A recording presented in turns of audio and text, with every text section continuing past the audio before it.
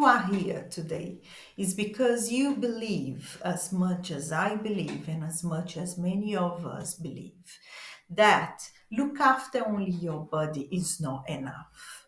You do need to look after your mind, you do need to look after your soul. This is very, very important. In a world where we are constantly pressured to be happy, our choice have been put into perspectives right now. We do need to choose the best career. We do need to choose the best partner. We do need to be able to educate our kids in the best possible manners so our kids can also achieve happiness in the future. So, we're going to have this conversation today about experiencing happiness in a world that became so individualist and that has pressure so much to the point that you start to wonder yourself, is my life as it is meaningful? Do I have a purpose? Why do I feel sad? Why do I cry? Excluding the possibility that you are ill and you are depressed, which is exactly the opposite of happiness. We tend to think that the opposite of happiness would be sad, and that's fine if some considering there. But the extreme of happiness in the other pole will be more something like a depression. And if you are depressed for any reason, then this is not a conversation for you. You might need a doctor's help, you might need medication, you might need much more support of people who can really handle your situation and help you to make that physiological switch with through medication, through therapies, through psychology, psychoanalysis, and all the other of that range. Because in that case, you really have a disease that it does require a little bit more support. But what happened nowadays is exactly this confusion between what people tend to think is depression, people tend to think what is sadness. Because the pressure increased so much on us to be happy every day and to hold such a state of mind, we forgot what sadness is. Sadness is the opposite in a light manner of happy moments. Is a state, a feeling, an emotion, and that's all what we talk about so far is about emotions. How do you answer emotionally to the world when you are experiencing life, when you are experiencing events, when you are having conversations, when you are manifest yourself into the world, or when you are exchanging experiences. So all of this is emotions. Human beings, human brains, as much as all of the other living things in the world, as far as we know, we tend to move away from pain towards pleasure for all of us, humans, animals, and plants. Anytime you experience restrictions in any point in your life, observe when plants are growing. If they encounter an obstacle, they will try to go around it. They will try to grow. They change the way that the roots, they auto rearrange to grow because they grow towards life. As a human being, our process coming from nature, good to remember, we are product of nature as well. And we tend to grow as well. But we do not grow towards life. We grow towards our own development. We feel happy, pleasure when we can overcome the obstacles, when we can learn lessons at the end. And then we're going to add some different conceptions that a lot of people forget to finish the point and the view when we talk about happiness. Because always happiness is discussed as more a big balance, positive balance at the end of each experience. Positive balance in a sense. I got more pleasure than pain. My pleasure, it was so big that I almost forgot the pain. I could see that in a big picture and I could feel and I could taste and I can visualize and I can still hold that moment with me. So, only in this, what I just finished to say, observe, if you have never observed, that happy experiences, as much as a sad events that we tend to call the traumas, they are associated to physical feelings. We are, at the end of the day, a box with five entries that we use with our five senses that we use all the time to send the information from the outside world to the inside world. It's a weird thing to talk like that, but if you observe the experience itself exists from the outside in, from what is our version? How do we interpret the experience? Our version of the word creates our reality. And when comes for happiness or sad or any other type of emotion, is not different at all. We still playing with what we have. So much that if you and when you are depleted of some of your five senses, some of the other, they tend to be a little bit more developed to cover that failure that's happening or that loss that has happening for any reasons.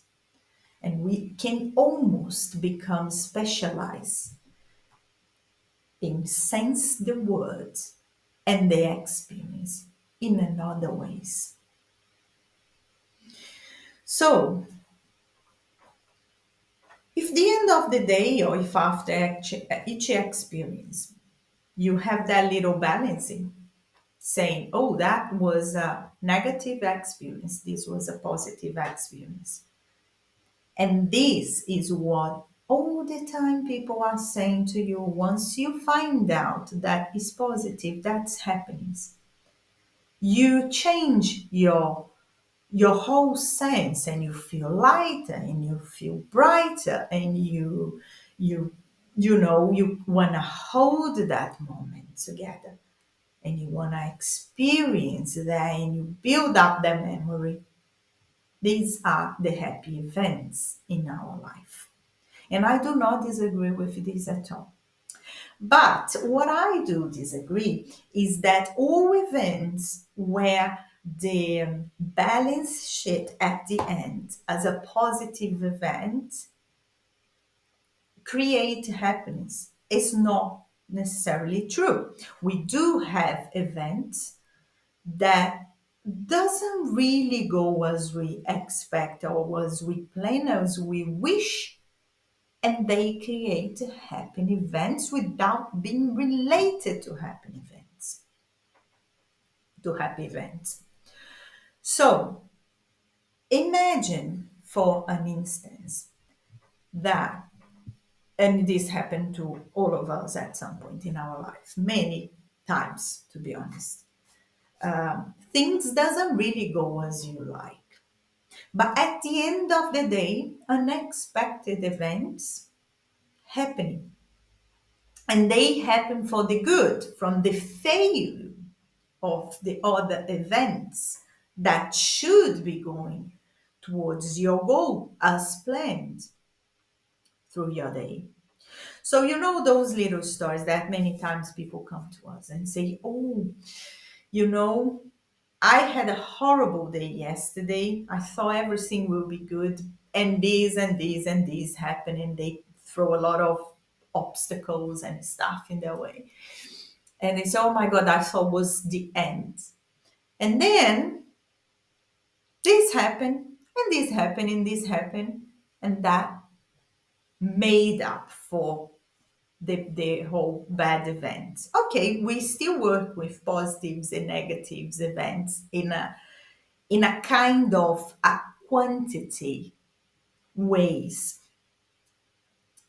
but not necessarily. Sometimes the lack of time, this experience will not gonna happen in one day. They will happen during a certain period of lifetime. And that where time, energy, resource, and all the tools, all the traits of our personality come into perspective to teach us and to switch in our brain when we can actually stop in our life and say, actually, I am a happy person by now. And not only because one day someone came to me and said that be happy is like what you have now, not the pursuit of achieving any goal. This is being successful. And I do agree that you needed to like and enjoy experiences in the present for you be able to have this balance at the end of each day, for you be able to taste those experiences. If you are not living in the present, it's much more likely that you are not happy at all. Because when you, as an individual, are living too ahead in the future, you are in an emotional state of anxiety.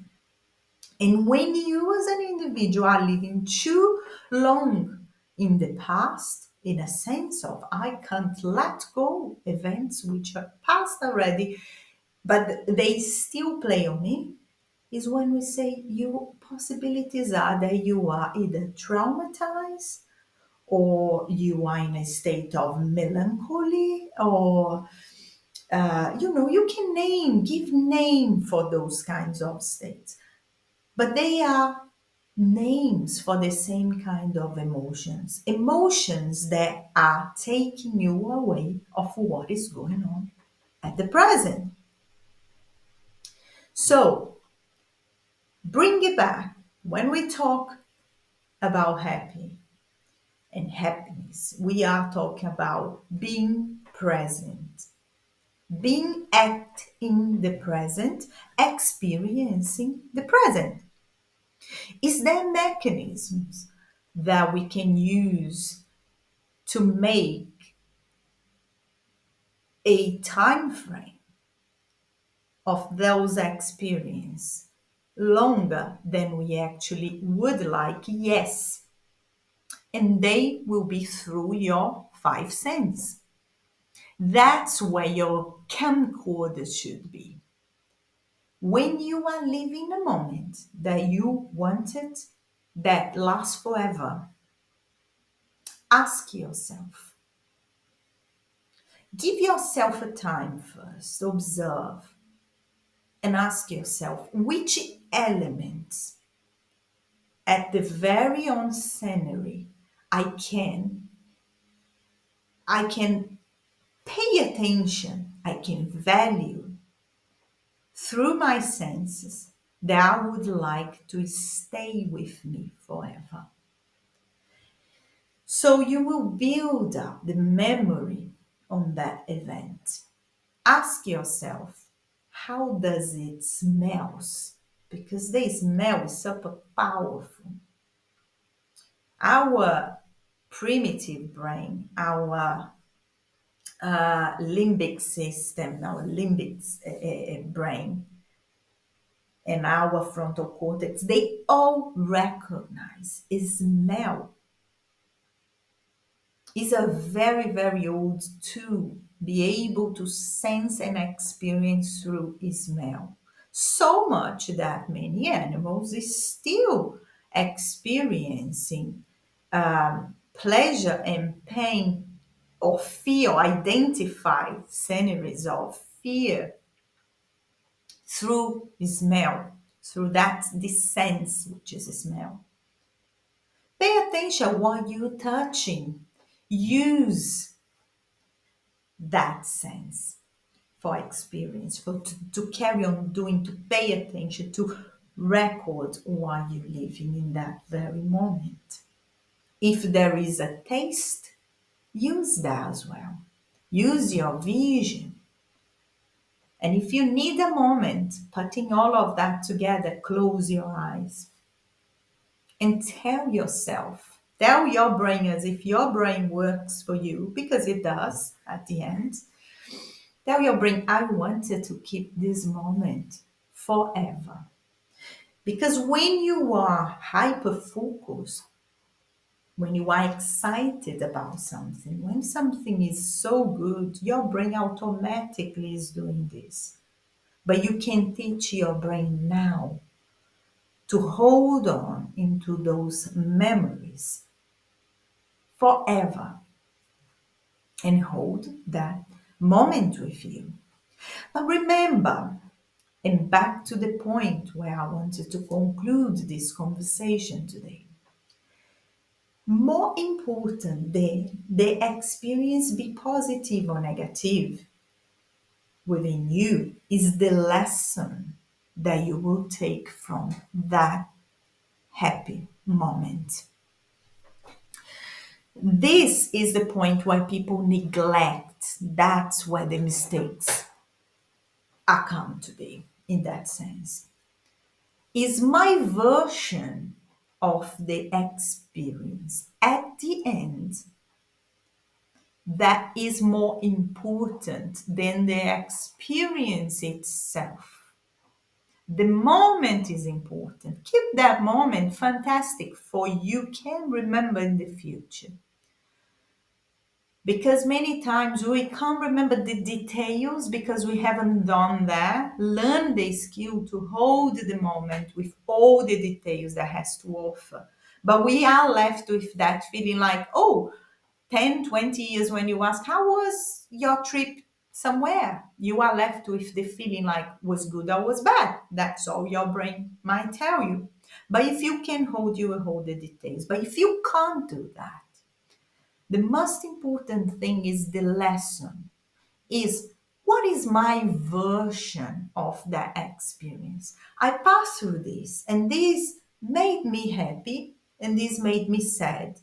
When I start to train myself to interpret even the sad events in my life as if they were lessons where it's pushing me forward to learn all the lessons, I am happy because I can be happy out of a bad experience. And this is what you need to understand. Your reality is inside you, building by you, building through the values that you give to this experience. It's almost like when you watch a film, the whole film was there was many events happening in that film. It wasn't one event. There was many cases, many people, many different situations, many times one nothing to do with another. And we tend almost to judge by the end. Did you like or you don't like? How did you take all of that packet of experience, which happened good things and bad things? And at the end, it's not about quantity or quality, but about what you value in that experience as a positive or negative. I had many, many events in my life that happens almost daily. I go through little things that I have to solve, that problems, that things sometimes really don't go as I plan, sometimes goes perfect as I plan, exceeding my expectation, as everybody else in life. But I've already learned how to relax. And I've learned by training myself to look for those 2% at the end of the 100 that can teach me something. Even if that day it was a very complicated day. Because at the end, you will see that happiness doesn't coexist without sad, without frustration. We are human beings. Our life always gonna have happy, sad, happy, sad. What do you need to avoid is the depression, is you playing the neutral ground. Because when you depress, then it's almost like you are in that straight line. There is no heartbeat. We are, and I truly believe that, we are, it's a quite a hermetic thing. We are object suffering the influences of this impulse, this pulse things, this rhythm that coexist everywhere around us. You know, it's not only our heart is beating, our emotions is beating, our experience is beating. And when I mean beating is going up and down, up and down, up and down in that beating. So learn to enjoy and be more happy is learn to navigate through these forces with mastery.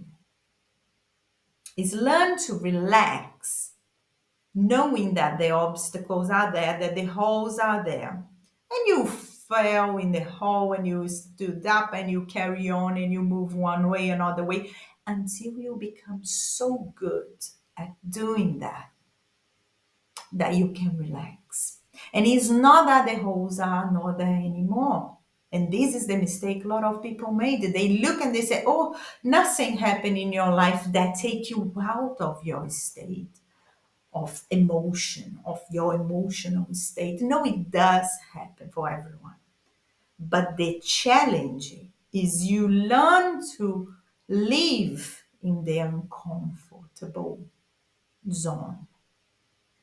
Is you embrace that as part of the life so you can jog yourself around and go. So I don't know if this video helped you today or not. I hope it does. But yes, this is my view on happiness. Happiness is made when your interpretation of the world is more positive than negative. Is detached from the experience itself because it's how you wanted to tell yourself the story. Scientifically, would be this the same thing will be told to us like you create your own reality. And that's all for me. Have a nice day.